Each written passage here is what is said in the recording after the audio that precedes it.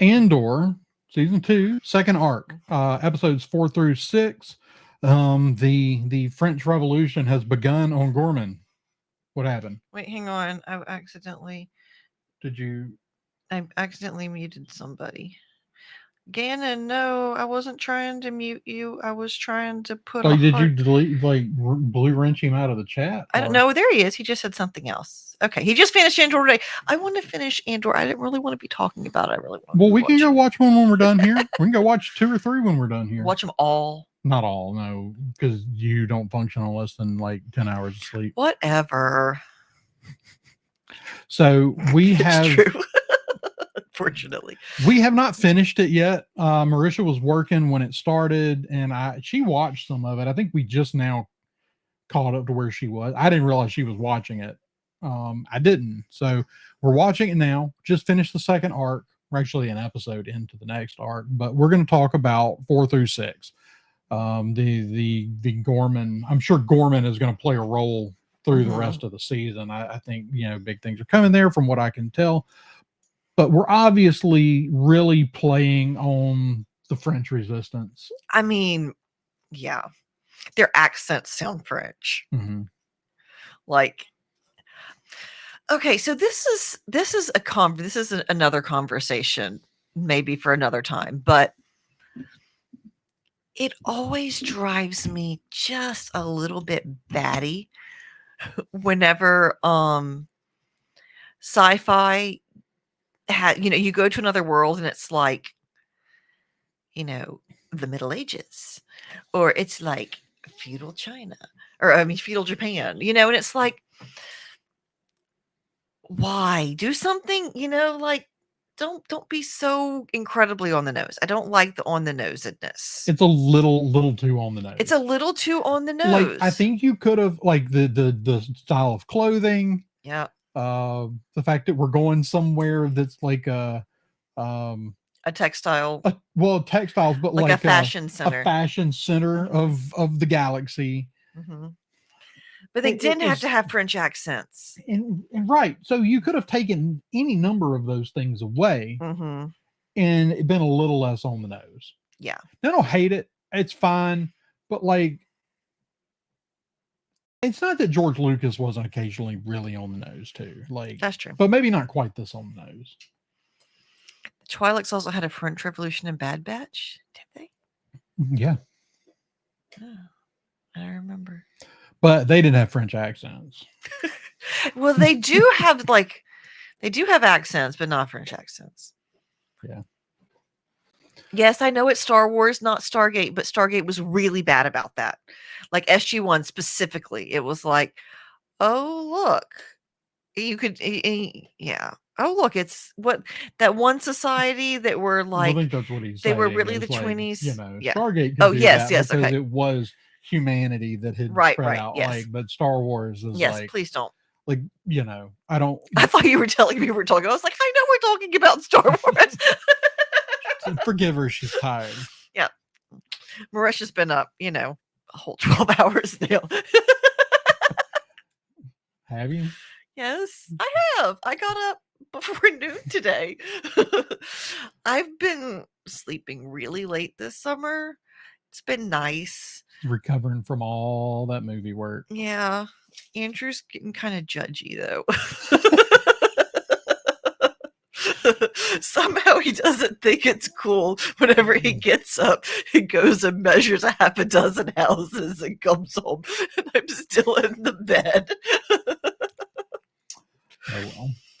You But know. like, so this arc, like, But other than that, which was a little bit like, okay, like it wasn't so notable the first time I watched it. The second time I watched it, I was like, guys, like yeah. this is real. But what did you think about the arc overall? overall, I think that it feels like a middle, like a middle movie, Yeah, I think that's fair because it kind of is. but I really think that they're doing an interesting job kind of showing you the progress that our characters are making. I think that they're continuing to do a really good job with character development. Nobody is staying stagnant on all of their everybody's motivations make sense. Yes. Like everyone's motivations is not sometimes, Well, this is sometimes the thing lately, especially I think especially when you try to like when you when you try to when a postmodernist makes a movie and they try to stick to their worldview, and like you've heard, if you heard me talk, you know my contention and the general contention with postmodernism by those who don't buy it is that it doesn't, you can't adhere to it. yeah. That you can say there's no such thing as good and evil, but then you can't make truth claims, and eventually everyone's going to make a truth claim. So, like, I think that when you do that and you try to like not make truth claims, Mhm. that your characters' motivations get real muddy. Yeah. Yeah, for sure. And so I think this is a big, because we've been kind of slogging through a lot of stuff. Now look, this has been I haven't watched, we have an animated Star Wars we haven't watched. One of the Tales of Oh, things yeah, that yeah. came out a couple weeks ago. We need to watch that at some point with the kids Mhm. before they leave for camp again. But um, this has been a great year for Star Wars. Yeah. Like this Andor, like what I've seen of Andor so far is phenomenal. Mhm. My dad loved it, and usually that's a real good metric. Yeah. Stop it. You're shaking the camera. Well, it's not my fault that the camera's attached to the table. It is. You're literally the person who did it. Well, the Dream is a camera that hangs from the ceiling, but I mean,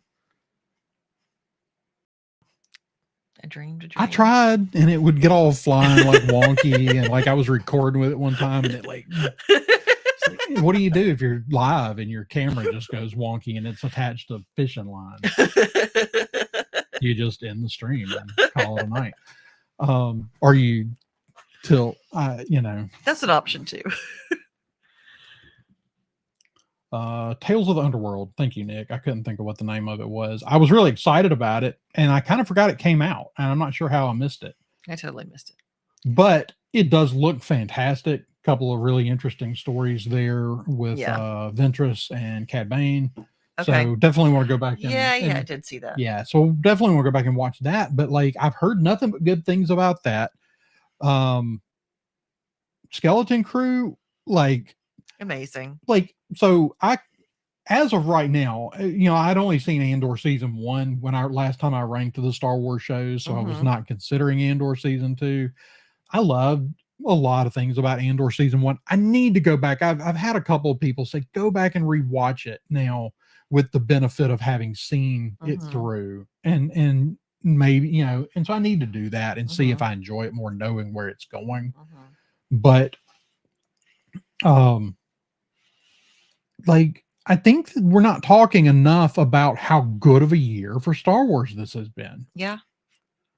Like, now I still say that the real sweet spot, like Tony Gilroy doing a phenomenal job with Andor. Like, the production value on this Star Wars, head and shoulders above everything else, including Skeleton Crew. And I love Skeleton Crew, and I thought the production on Skeleton Crew was like top notch. But this is like award-winning kind of stuff they're doing with Andor. Yeah. I still say the real sweet spot is where Tony Gilroy and Gareth Edwards intersect. Yeah. That's what gave us Rogue One. Yeah. Because I think Gareth Edwards knows Star Wars, knows is way more into the ships and the aliens and bringing that stuff in. And I think if Tony Gilroy could make it and not put any aliens in it, he would do that. Yeah. Minimal aliens. I agree, Nick. Nick says another issue that he has with Lucasfilm is they keep releasing animation and live action at the same time, and people don't have that much bandwidth and stuff gets missed. Absolutely. It tells me that they think it's two different audiences. And I think with Andor and this Tales of the Underworld, Maybe. Maybe it is two different. Well, I think that one of them suitable for kids, the other one not as much, at least young kids.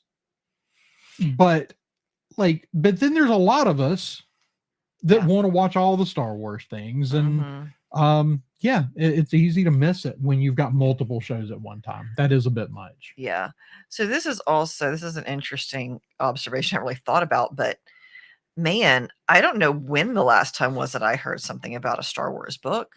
The last thing I heard about a Star Wars book was when I sort of celebrated that the High Republic had come to a close. Um, Yeah. yeah, it's unfortunate, but yeah, I think that the fan base has checked out. I mean, we haven't even let Timothy Zahn write a new book in a few years now. Yeah.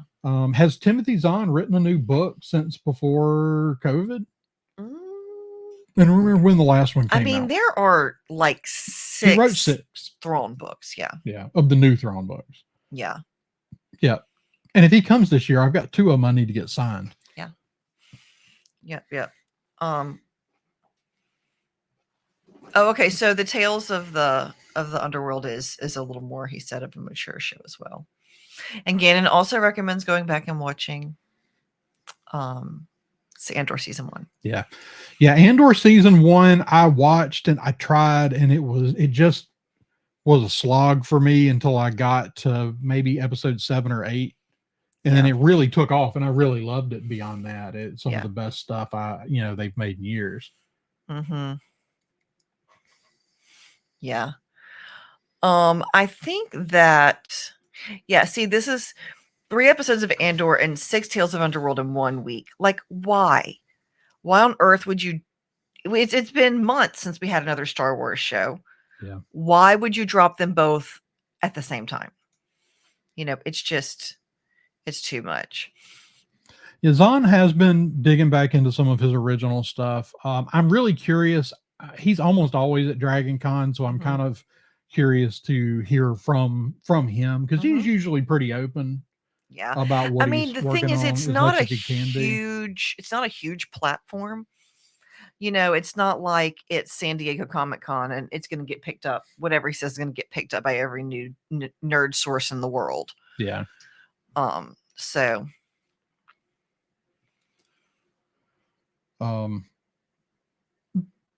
Let's see.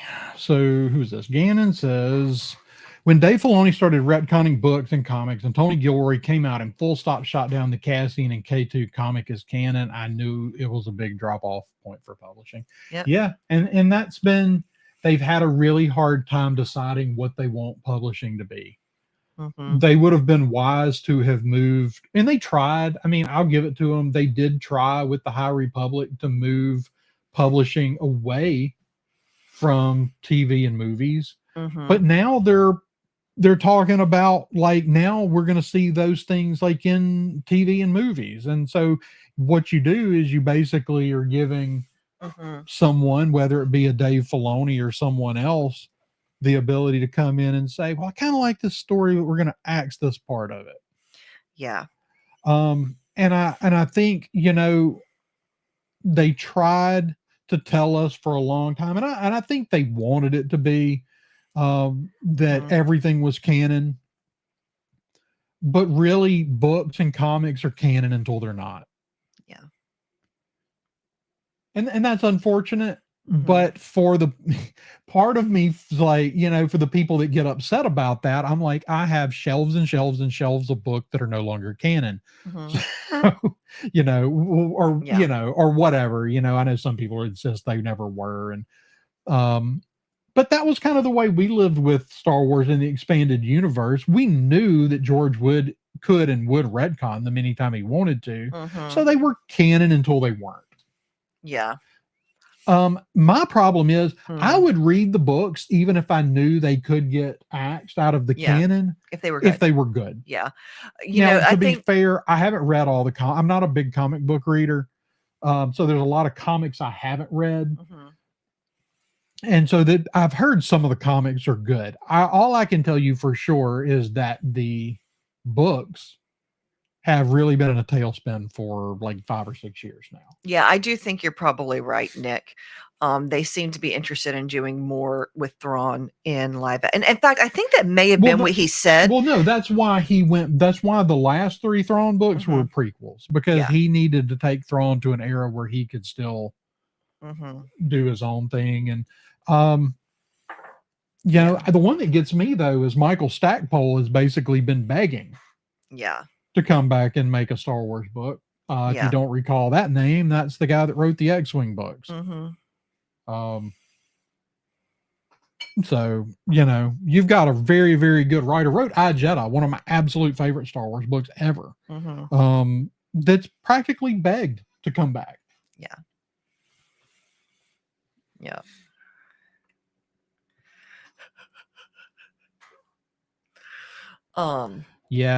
No. So, okay. So Gannon asked for our thoughts here. He says, my biggest issue was Lucasfilm's excuse of pretend these are fireside stories being told from different perspectives, where you can't truly tell what's canon.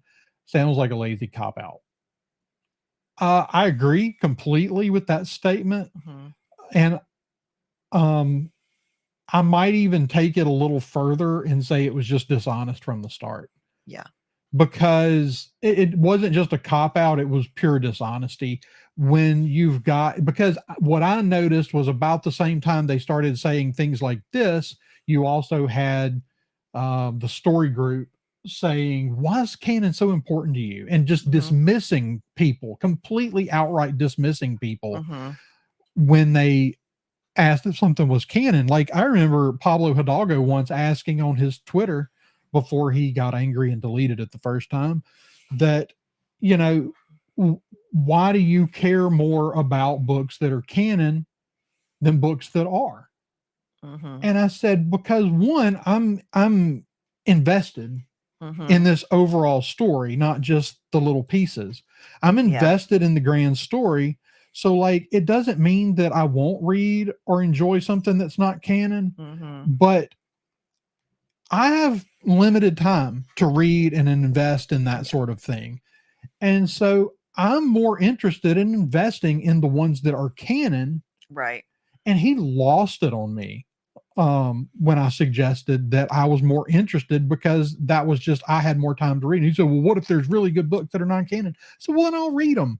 But like, if there's a really good book that's not canon and a okay book that's canon, I'm still going to read the okay book because I'm invested in the story. Right. Yeah. Yeah. I appreciate Leland Chi more and more because he has refused to to descend into the fray. Yeah. Yep. Yeah, it all kind of became a bit of a mess.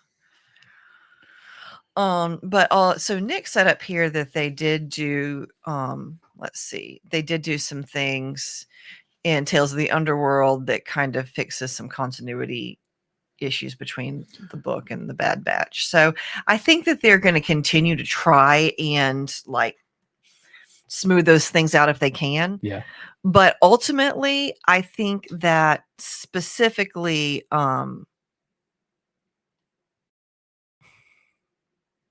lost his name.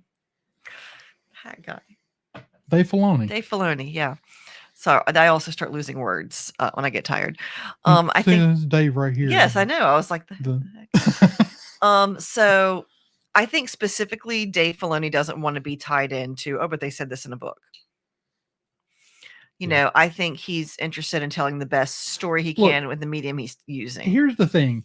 I think at the end of the day, the movies and TV shows are more important. Now, I'm gonna say, like, you need to keep TV shows and movies on the same plane. I don't need movies to start retconning TV shows. Yep.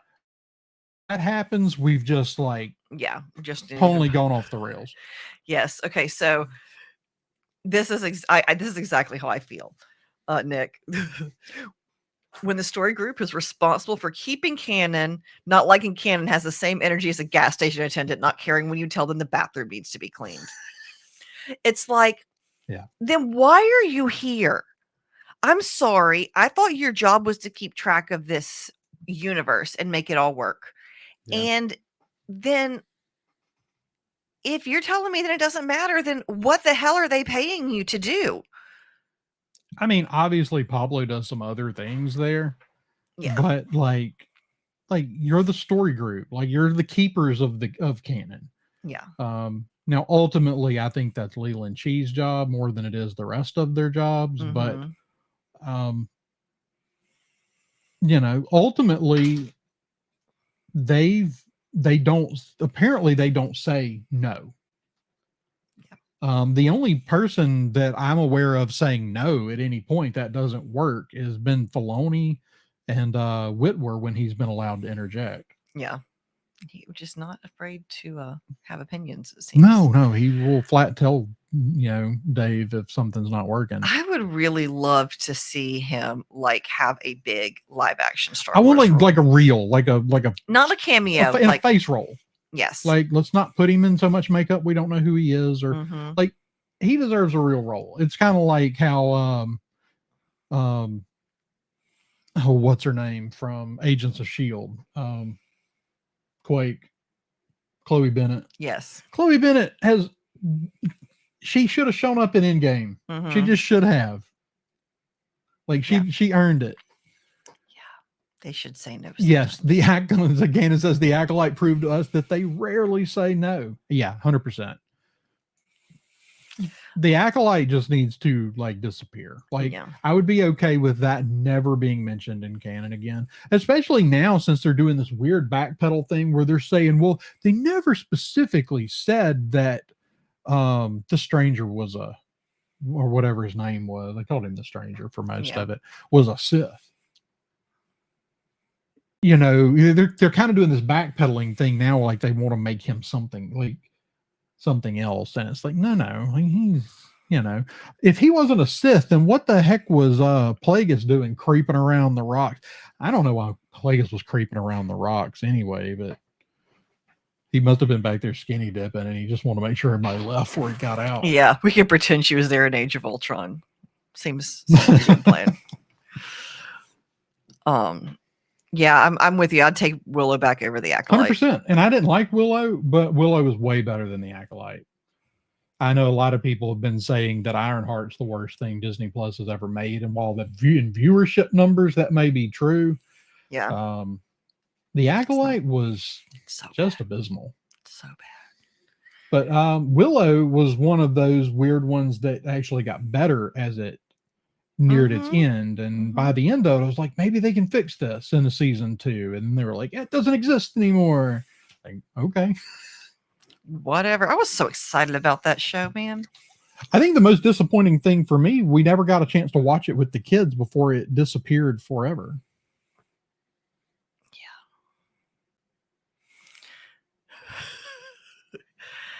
Yeah, it was something. Yeah. So we haven't talked very much actual Andor. Yeah, we've Which talked Star Wars. We've talked around Andor a lot. but I mean, there's like we're going to do a big review when it's all over with. But I Yeah. love this arc. Now, if we're saying these 3 episodes are a first, second, and third act story, and I think they work that way. Mhm. But the third act didn't quite have the intensity Yeah. that I would have liked for it to. I think that's my only complaint about this. There are times where it's slow, but it's Mhm. way more thoughtful Mhm. storytelling. And it's rare to get something in Star Wars that's this character driven. Mhm. And I'm really enjoying just spending time getting to know these characters. And Big's got to blow up that son of a bitch Well, that so let's talk about that. Like, let's just make that our kind of point for this review. So Oh, overall, did you like the arc? yes, I did. Okay, you like first arc or second arc better? Hmm. I mean, I think I really liked kind of all the drama surrounding the wedding. I think that that's just there's a reason that the whole arranged marriage thing is always pulled up as a trope is because it makes for interesting dynamics. Um, so yeah.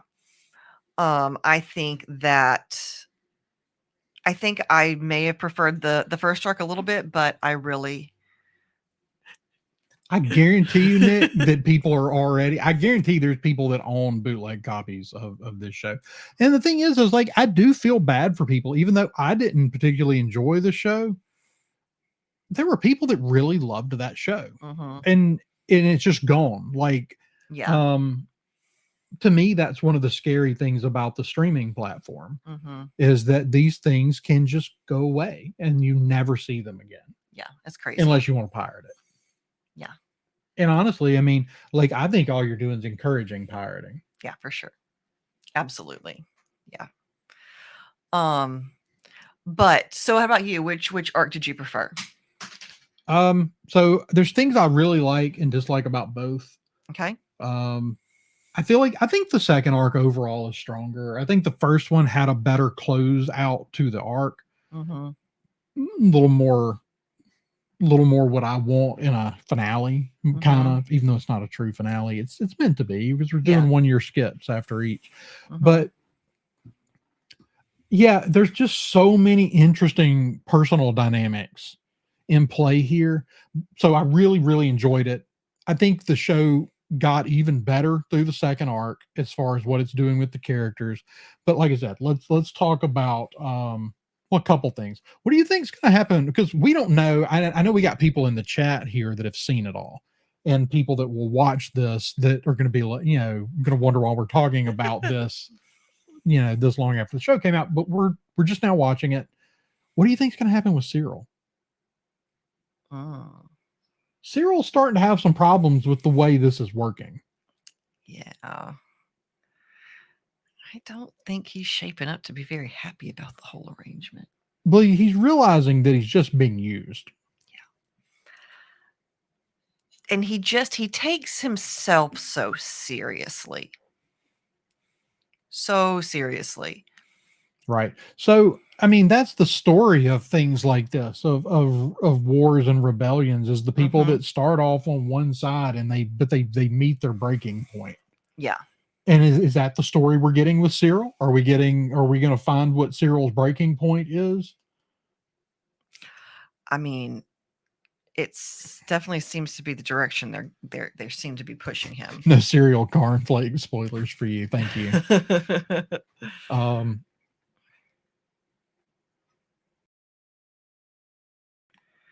Let's see. So what did you think about, you don't have any thoughts on Cyril? Any more thoughts on Cyril? I mean, I don't know. It's just like I'm seeing the character seems to be experiencing a shift. Yeah, and it's a little ambiguous as to whether he's coming down with a case of it's sending him in conscience. It's sending him in undercover to actually get to know the people that are being wronged. Yeah, gonna backfire. I feel like they're kind of it's a little unclear whether he's clearly like becoming disenchanted with the whole thing. But is he disenchanted personally because he feels like he's not? I mean, he doesn't feel like he's being given the respect he deserves. Or is his faith as a true believer being shaken? Right. Or are people that he's gotten to know and seeing what's about to happen to them going to shake his foundation? Yeah. Ah, it's wild. Where it is, it's wild. All right. So we started arc 3. Hopefully we'll finish that this weekend and talk about it before the weekend's over. So we'll definitely be doing that. The ending. So I love the ending. Yes. And now what I love about the ending is you can look at it as Luthen having a soft spot. And I don't think that's even it. Yeah. I don't know if Luthen's got any soft spots left. No, I don't think he does. But he needs Bix functional. And he needs Cassian back on board. Yep. Because as long as Bix is suffering, he's going to have a hard time being fully on board. Yeah. So Bix is having these, nightmares. She's being haunted by this incident. Yeah. And he sends them to, take the doctor out that caused the problem. And I love the smile on her face. Oh, as she walks away. She's right. She hasn't smiled. No. And Yeah, I think we finally get to see her, you know, really like it. She's finally got some vindication. We're being teased here in the chat. Episode 8. Well, that's our next one. Okay. You gonna watch episode 8 before you I'll go watch to bed episode tonight? 8. All right. Is there anything else about these episodes? I mean, I'm just getting to I'm liking the characters. Like Luthen was always an awesome character, but like the getting to know the other characters. Yeah. The scene with poor Lonnie. Yeah, While poor Lonnie. what's her name? What's the girl's name? Dedra. No, the one that works with Luthen. Oh, Clea. Clea. Yeah. And she's trying to get that listening device out of that piece of artwork, and you know, making Lonnie stand there and run interference. I really like. I'm convinced that Lonnie ends up so dead by the end of this. Only Krennic. Krennic in those that episode so good. But the only thing is like and part of me is like, it's fine. It wasn't a good place for him to show up, but like we're touring the art gallery, and like, where is Thrawn? Like, to hear Thrawn monologue about some of this art. The thing is, I think that I wonder if somebody was like wrote it for Thrawn, and they were like, she never gets that past Thrawn. She, like, Krennic is just kind of a blundering, you know. True. He's just kind of a blowhard. Thrawn knows exactly what's happening as soon as he sees her. So I kind of wonder if somebody didn't write that for Thrawn, and somebody was like, no, no, you can't do that. Nick says he's watching this. I've seen the Kenobi Reacts channel. It's a very funny channel. Now I am going to say, Nick, Gannon's down here teasing me that I'm not even to the good stuff yet. That we've got the best is yet to come. So I am looking forward to that. Nick, if you thought that if the first season just like, I don't know if you were the same boat as I was, where the first season just took too long to engage for you. Mm-hmm. Like, this season hadn't been that way for me. This season, if you know, now granted, the politics of Star Wars is not going to be something everybody's going to enjoy, but okay, but I'm the person who like watches all the Senate meetings and the extended. I was like, oh man, we could have gotten more politics in episode 3. Yeah. Like, in my mind, all that is canon. It's like all part of the story. Because I'm a nerd. Yeah. But I'm really loving it. I'm loving it. I'm having a little bit of trouble, especially since we jumped into episode 7, in keeping up with. I hate reviewing multiple episodes at a time, but it's just kind of where we're at with this. So without, maybe I should take notes when we watch, but I hate taking notes because then I feel like I'm missing stuff. Yeah. But especially in a show like this. But I'm really just liking all the characters. Man, we're really seeing the madness in Forrest Whitaker's character. Oh, geez, Saw Gerrera. Saw Gerrera. We actually get some interesting kind of like, okay. So we finally get some insight into the character. They got some substance abuse going on. Yeah, but we also get some insight into like we finally get to like listen to Saw like dialogue a little bit. Because we haven't gotten a tremendous amount of like who the character really is, at least beyond where we first meet him back in the Clone Wars. Yeah. He's mostly just like that. We saw him for a minute in Rebels, right? Rebels? No. Clone Wars. Right. We saw him in Clone Wars, but we saw him again in an animated series. So we might have seen him in Rebels. I can't it would make sense. Yeah, I mean, like, you know, we've got a lot of our Rebel stuff is all happening during this same time period as this season. And so we probably saw him at some point in Rebels, but he's also popped up in things like oh gosh, what was the video game that came out with Cal Kestis? Rebels season 3 and 4. Yes. Yeah. So he's popped up a lot, but I feel like We generally don't get a whole lot from. He's usually just kind of a. We get stuff, and we get him make some big bold proclamations, but to the like getting a moment of listening to him dialogue in this episode was a little different than what I feel like we've gotten from him. Man, before. he does such a good job with Well, that character. Forrest Whitaker's got such a great voice. Yeah, such a good. Yeah, I'm glad they. I'm glad that they brought back some Krennic, that they bringing back some more Saw Gerrera, because like, you know, we want to see. Oh, Bad Batch. Yeah, I think that was the one I had an image of seeing was from Bad Batch. But yeah, we've seen him a few times, but yeah, we definitely got to hear a little more of where he's coming from, and he is crazy. Yeah, like like some of these people getting disenchanted with Luthen, and then there's Saw Gerrera, who makes Luthen look like the sanest person ever. Right. And I think that's the interesting thing to me is watching everybody playing their parts here. Mon Mothma, like we talked about it on the last episode, she's so good in this role. I just am just endlessly excited to see an actor that didn't make it into the prequel, didn't make it into the theatrical cut for the prequels, come back to that character, 20 years later. Yeah, that's so Nick cool. said in Rebels he calls Mon Mothma out over hologram in front of the whole rebellion. Yeah. That's right, he does. Yeah, he's crazy. Like he's just willing to do. There's no line for him. No, clearly, considering how he ends. Right. Where Luthen will go a long ways, but presumably the man still got a line somewhere. Yeah. Like there's at least some level of thought behind what how he handles things. Yeah.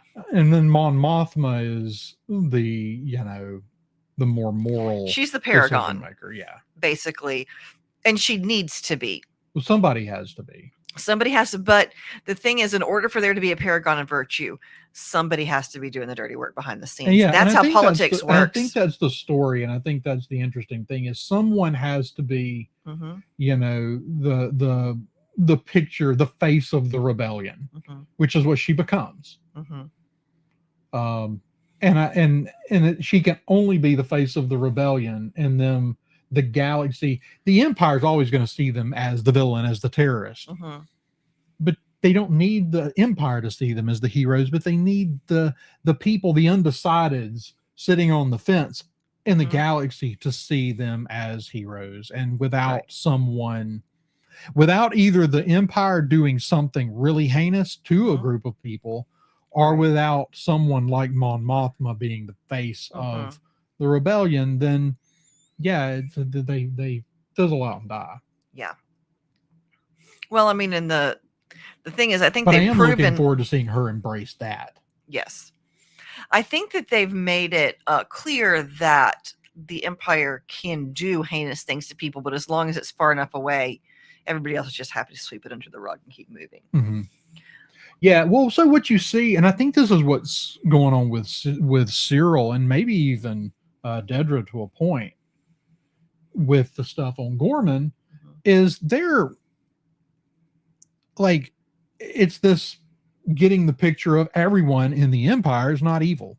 Some of them just like, this is the government now, and this is my role in it, and I'm a believer in this, because we're going to keep order in the galaxy. Right, yeah. And until they see the Empire do something truly heinous, then they're fine doing their job. But they're talking about they're going to now have to relocate these people. Right. And even Dedra's kind of like, how are we doing all this now? Like, because she's actually like considering like we actually need to move these people. Right. And I mean, I think the most insightful thing that we have heard her say, or the thing that gives us the most insight into her, I- is the statement that I was raised in an Imperial Kinderblock. I will say I really didn't like that character in season 1. Mm-hmm. I really am like, the character has really come into their own and become way better than I thought that character could be. Mm-hmm. Yeah.